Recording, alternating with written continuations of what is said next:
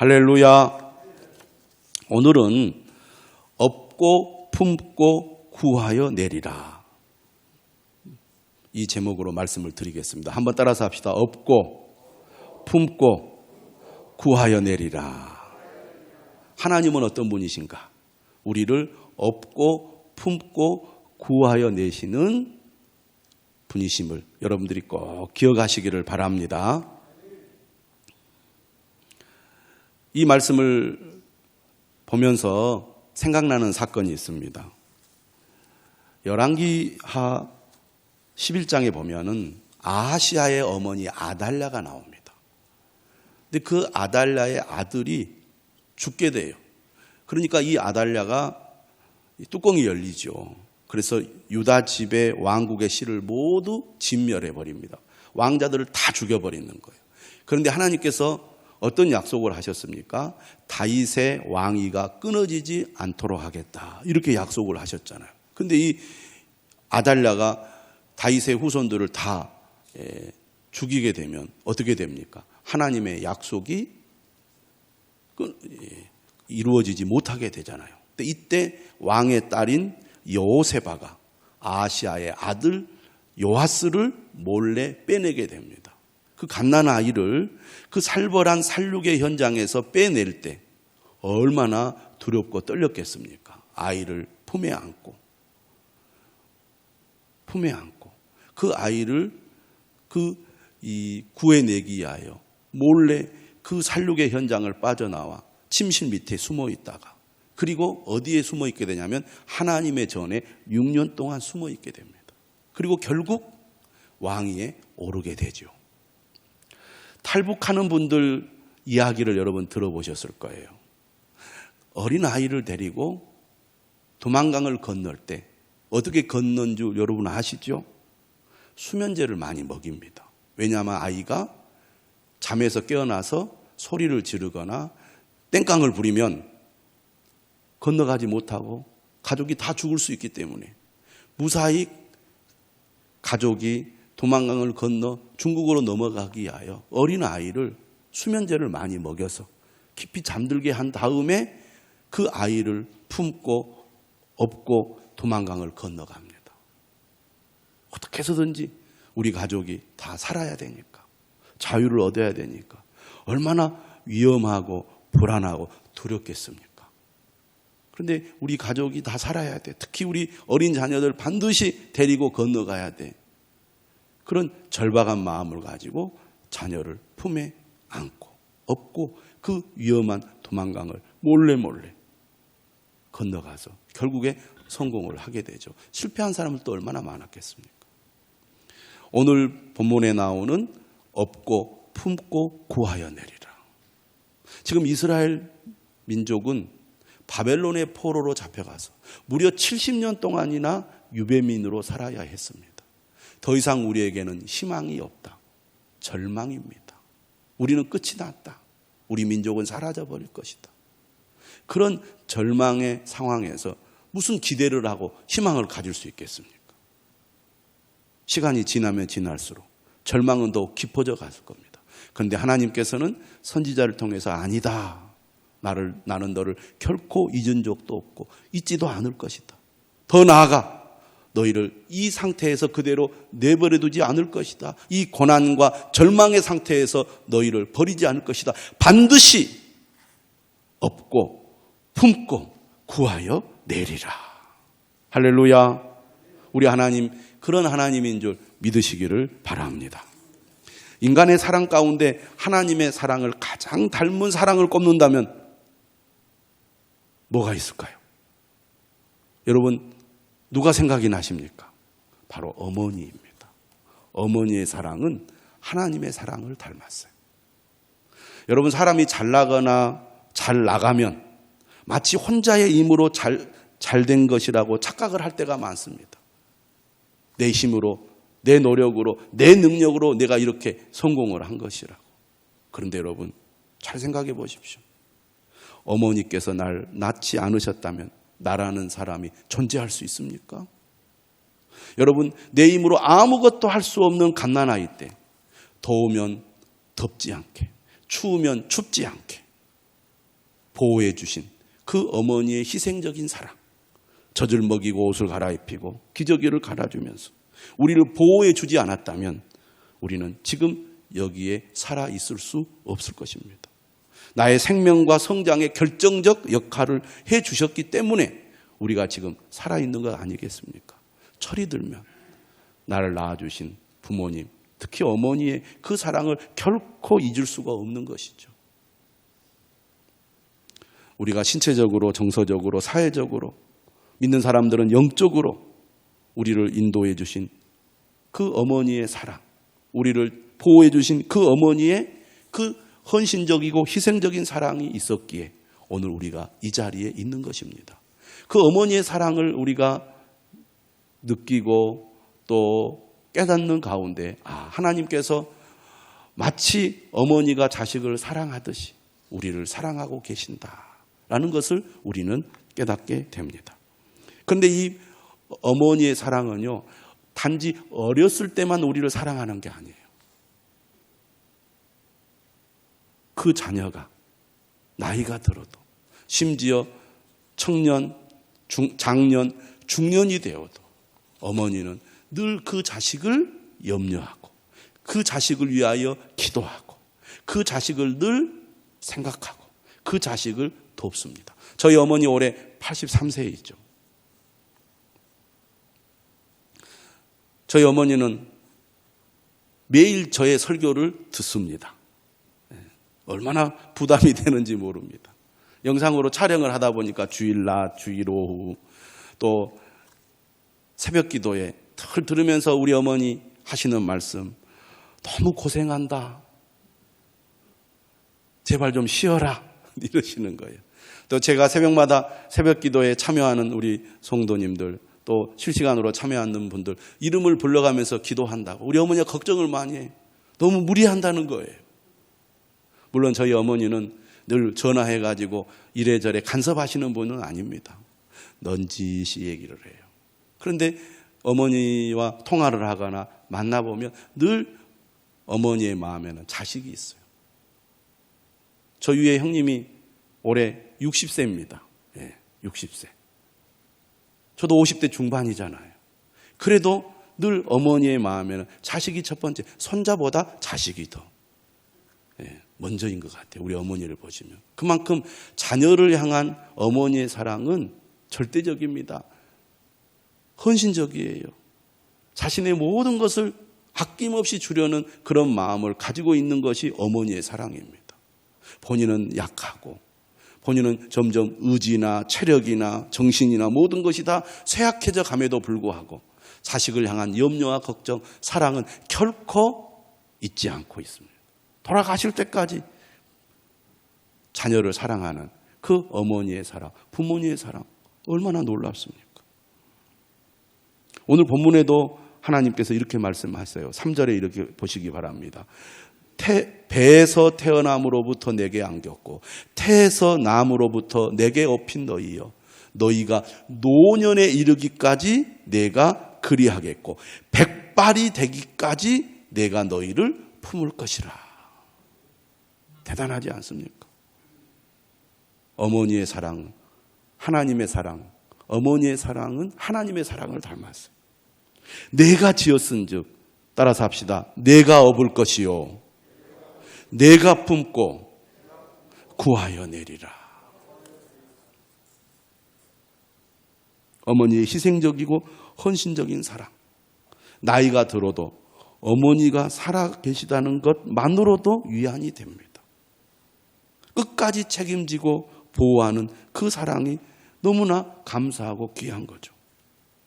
저는 더 이제 젊었을 때 나이 드신 분들이 이런 얘기를 하면 잘 이해가 안 됐어요.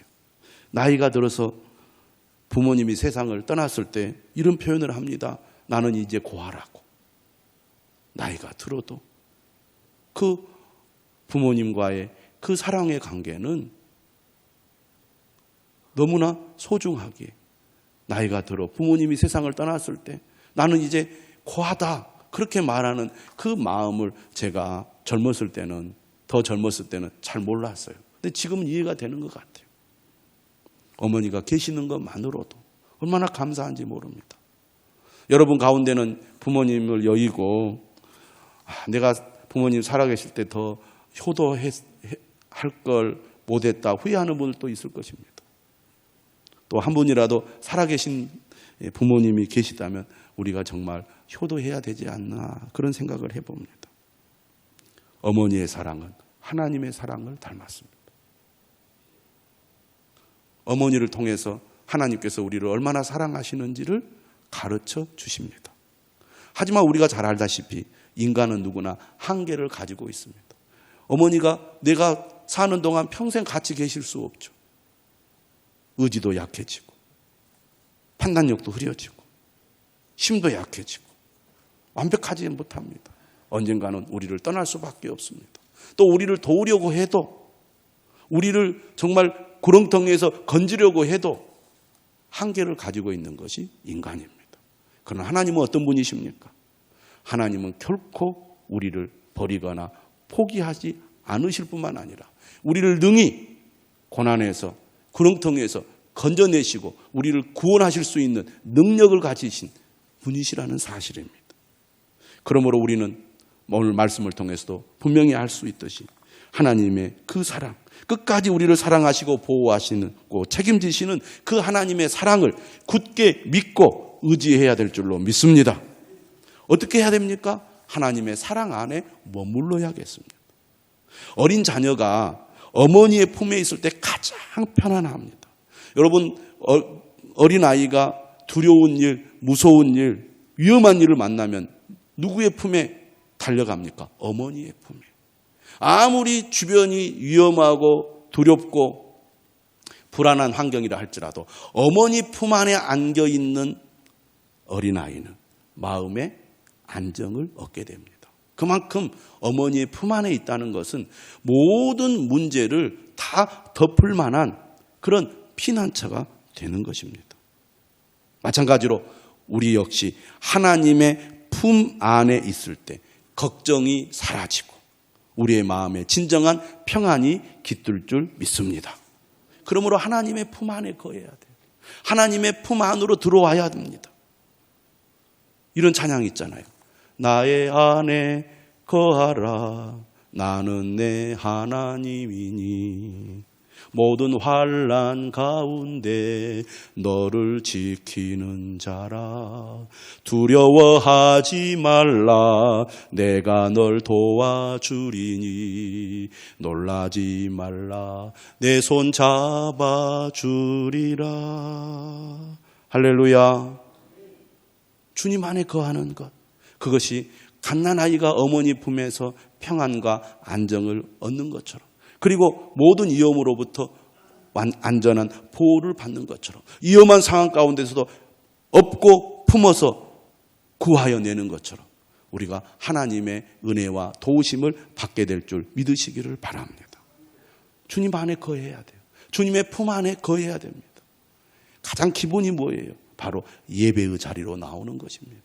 코로나가 있어도 여름이 더워도 휴가를 가도 나는 예배를 소홀히 여기지 않으리라. 할렐루야. 방송이 있으니까 얼마나 좋아요. 핑계댈 이유가 없습니다. 왜 예배를 못 드렸나요? 더워서요. 코로나 때문에. 휴가 가기 때문에. 핑계대지 못합니다. 왜? 도저히 예배당에 와서 예배드리지 못하는 분들도 실시간으로 예배를 드릴 수 있잖아요. 그러니까 예배를 안 드린 것은 무엇을 말해주는 겁니까? 지금 상황에서 나는 예배 드릴 마음이 별로 없습니다. 하나님의 품보다 더 좋은 것이 많아요. 그런 얘기입니다. 우리가 분명히 알아야 됩니다. 이 세상에 그 누구도 그 무엇도 우리를 끝까지 확실하게 보호하고 책임지고 구원해 줄 존재는 없다는 사실입니다. 할렐루야. 오늘 성경은 얘기합니다. 5절에 너희가 나를 누구에게 비기며 누구와 짝하며 누구와 비교하여 서로 같다 하겠느냐. 하나님과 비교할 수 있는 존재는 아무도 없다는 겁니다. 오직 하나님만이 우리를 구원하실 수 있는 유일한 분이시라는 것입니다. 그런데 사람들은 왜 하나님의 품 안으로 들어오지 않습니까? 왜 하나님의 품 안에 거하지 않습니까? 왜 하나님의 사랑과 보호를 받으려고 하지 않습니까? 하나님보다 더 좋은 것, 하나님보다 더 관심 있는 것이 있기 때문에 그렇습니다. 오늘 성경도 얘기를 하죠. 6절에 뭐라고 말합니까? 사람들이 주머니에서 금을 쏟아내며 은을 저울에 달아 도금장에게 주고 그것으로 신을 만들게 하고 그것에게 엎드려 경배하며 우상 숭배를 얘기하고 있습니다. 이스라엘 민족이 하나님을 배반한 이유가 어디에 있습니까? 하나님이 아닌 다른 것, 다시 말하면 우상에게 마음을 빼앗겼기 때문입니다. 우상을 하나님보다 더 좋아했기 때문에 그렇습니다. 오늘 우리는 어떻습니까? 많은 사람들이 우상하면은 형상이 있는 어떤 신적인 대상에게 절을 하고 숭배하는 것으로 생각하는데, 오늘 이 시대의 가장 큰 우상은 이런 외적인 형태를 가지고 있는 우상보다 우리 마음에 있는 내적인 우상이 훨씬 더 심각하다는 거예요. 미국의 유명한 목사님이신 팀 켈러라는 목사님이 계십니다. 이분이 책을 많이 저술을 했고 한국에도 많이 알려져서 많은 그리스도인들이 이 팀 켈러 목사님의 책들을 많이 읽어오고 있습니다. 그분이 지은 책 중에 내가 만든 신이라는 책이 있습니다. 내가 만든 신. 한번 따라서 합시다. 내가 만든 신. 우상을 잘 요약한 표현이라고 할 수 있겠습니다. 6절의 말씀을 잘 묘사한 그런 명칭인데요. 우상이란 무엇인가? 이렇게 얘기를 했어요. 한번 따라서 합시다. 무엇이든 나에게 하나님보다 더 중요한 것. 무엇이든 나에게 하나님보다 더 중요한 것이 있다면 그것이 뭐다? 우상이라는 겁니다. 무엇이든 하나님보다 더 크게 나의 마음과 생각을 차지하는 것이 우상이라는 거예요. 하나님만이 주실 수 있는 것을 다른 데서 얻으려 한다면 그게 바로 우상입니다 라고 표현을 하고 있습니다. 여러분은 어떤 것 같습니까? 이분은 이렇게 얘기합니다. 무엇이든 워낙 당신 삶의 중심이자 필수여서 그것 없이는 살아갈 가치를 느끼지 못한다면 그게 바로 가짜 신입니다. 우상은 마음을 지배함으로 당신은 더 생각할 것도 없이 열정과 에너지, 돈과 정서적 자원을 다분히 거기에 쏟을 수 있습니다. 오늘 보면 6절이 그렇게 말해주잖아요. 사람들이 주머니에서 금을 쏟아내며 은을 저울에 달아 도금장이에게 준다는 거예요. 그리고 그것으로 신을 만들게 하고 그것에게 엎드려 경배를 한다는 겁니다.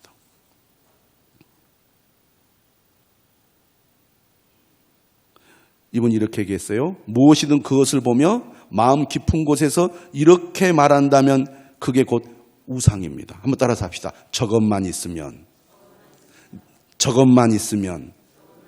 내 삶에 의미가 있어질 거야. 여러분은 무엇이 여러분의 마음을 사로잡습니까? 내게 저것만 있으면 내 삶은 의미가 있어질 거야. 그것이 우상이라는 거예요. 나도 가치 있는 사람이 될 거야. 내가 중요해지고 안정감이 될 거야.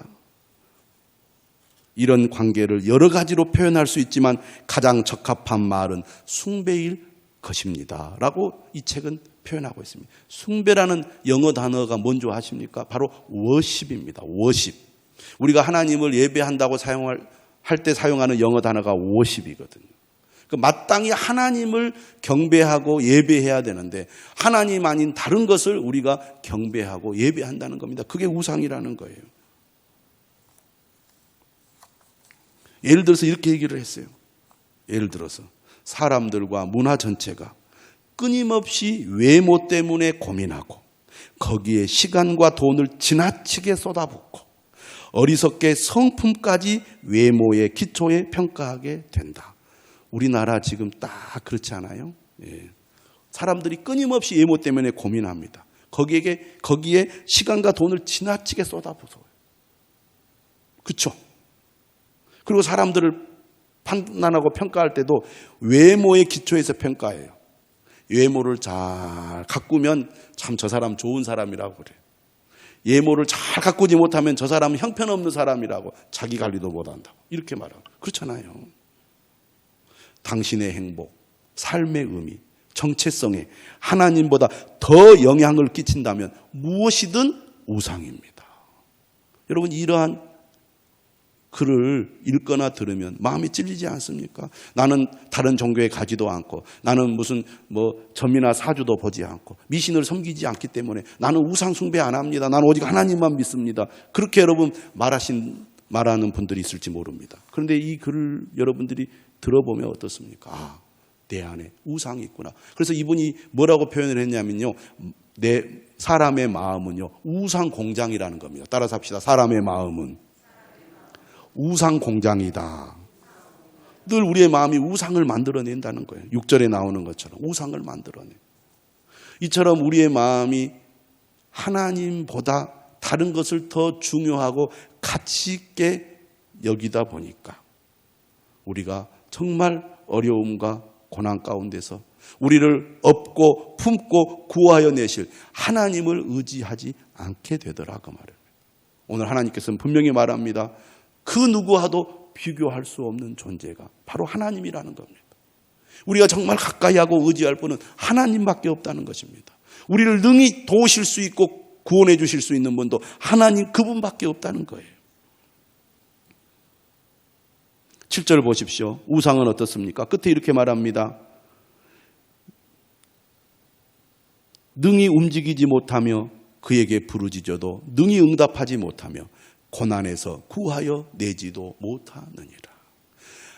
우상은 결코 우리를 구원하지 못합니다. 결코 우리를 살리지 못한다는 것. 하나님 외에 그 누구도 우리를 책임지고 끝까지 우리를 보호해 주시고 구원해 주실 분은 없다는 거죠. 그렇기 때문에 우리가 하나님을 믿어야 하는 겁니다.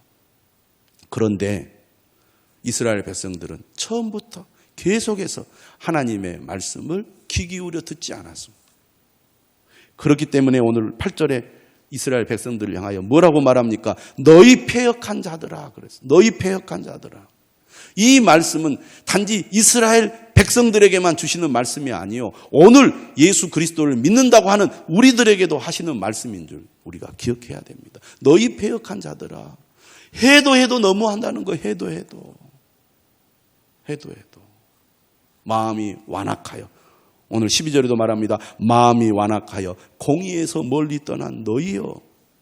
우상에 사로잡히면 마음이 완악해져, 딱딱해져 굳어버립니다. 하나님의 말씀을 들어도 들리지 않는 거예요. 그래서 세상으로 점점 나아가고 하나님과의 관계는 점점 멀어지게 됩니다. 여러분, 잘 나갈 때는, 잘 될 때는 그렇게 해도 살만하고 괜찮은 것 같고 오히려 더 잘 되는 것처럼 보입니다.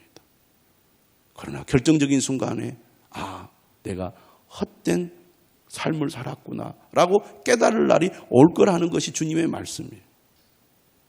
하나님은 이러한 이스라엘 백성들을 향한 그 사랑을 결코 포기하지 않으십니다. 그래서 오늘 말씀하시는 거예요. 너희 패역한 자들아, 이 일을 기억하고 장부가 되라. 이 일을 마음에 두라. 정신 차리고 주님 앞으로 나오라, 그 말입니다.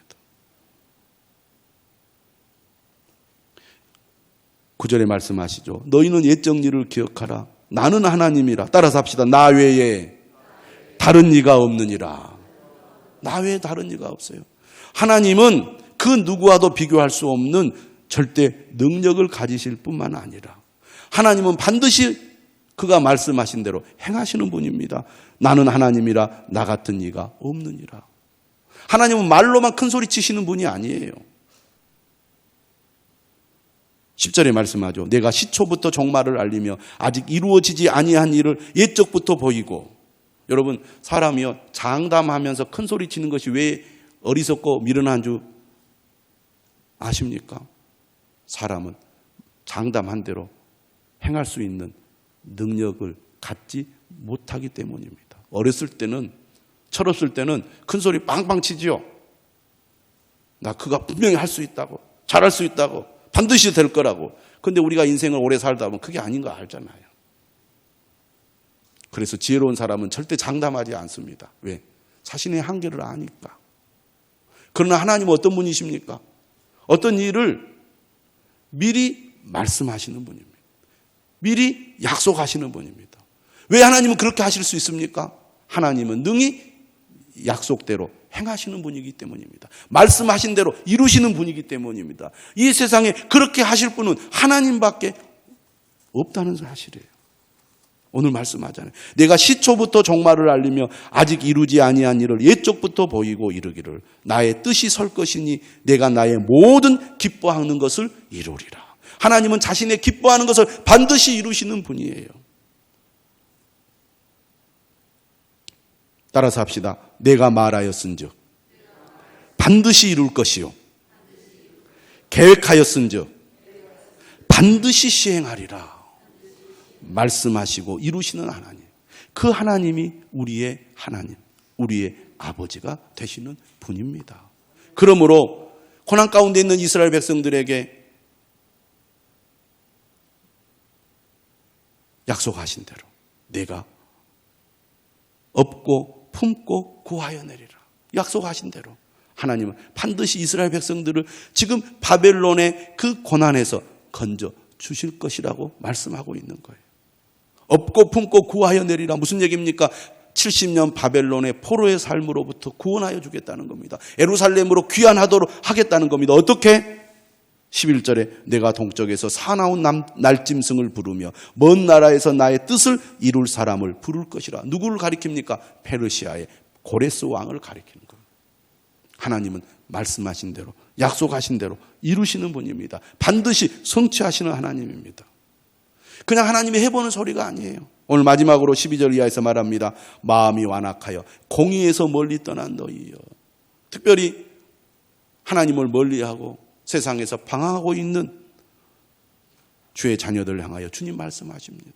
예배에서 점점 멀어지고 말씀에서 점점 멀어져 있는 성도들을 향하여 주님 말씀하십니다. 내가 나의 공의를 가깝게 할 것인즉 그것이 멀지 아니하나니 나의 구원이 지체하지 아니할 것이라. 반드시 하나님께서 구원하시되 곧 구원하실 거라는 거예요. 곧 회복하실 거라는 겁니다. 그때가 되었다는 얘기입니다. 사랑하는 여러분, 하나님은 반드시 우리를 외면하지 않고 우리가 잘못된 길로 가고 심지어 하나님을 반역하는 패역한 마음이 완악한 공의를 떠난 그의 백성들을 결코 포기하지 않으시듯이 우리 역시 하나님께서 결코 포기하지 않고 끝까지 우리를 책임지시고 우리를 사랑하셔서 우리를 보호하시고 구원해 내실 줄 믿으시기를 바랍니다. 인간은 다 죄인이에요. 죄로 말미암아 불행하고 고난이 찾아오고 결국 죽음에 이르게 되는 존재입니다. 하지만 하나님께서 우리 사랑하셔서 예수 그리스도를 이 땅에 보내주셨습니다. 그가 우리 인간의 죄를 대신하여 십자가에 못 박혀 죽으심으로 우리 죄의 문제를 다 해결하시고 부활하심으로 그가 능력의 주님임을 우리에게 보여주셨습니다. 이 그리스도를 믿는 자들은 다 죄사함을 받고 영원한 생명을 얻게 될 것이라고, 구원을 받게 될 것이라고 약속하고 있습니다. 그 하나님께서 오늘 우리를 부르셨습니다. 말씀과 전도자를 통하여. 우리가 예수 그리스도를 믿고 죄사함을 받아 하나님의 자녀가 되면 하나님은 항상 우리와 함께 계십니다. 예수님도 말씀하셨죠. 내가 너희를 결코 떠나지 않겠다고, 너희를 버리지 않겠다고, 세상 끝날까지 너희와 항상 함께 하겠다고 약속하지 않으셨습니까? 우리가 주님 안에 거할 때 우리와 함께 하시는 하나님의 은혜를 경험하게 될 줄로 믿습니다. 때로는 우리가 고난의 길을 간다 할지라도 우리를 위로하시는 하나님, 우리에게 지혜를 주시는 하나님, 우리에게 힘을 주시고 우리를 도우시며 우리의 기도에 응답하시는 하나님께서 지금도 우리와 함께 하심을 믿으시기를 바랍니다. 우리에게 영생을 약속하셨습니다. 천국을 약속하셨습니다. 주님이 다시 오실 그날에 주님의 모든 약속은 완성이 될 것입니다. 이루어질 것입니다. 우리는 그 믿음을 가지고 오늘도 살아가는 거예요. 주님이 우리를 부르십니다. 주님 가까이 나오라. 주님의 말씀에 귀를 기울이라고. 내가 너를 업고 품고 구하여 내리라. 오늘 우리에게 주시는 말씀임을 믿으시기를 바랍니다.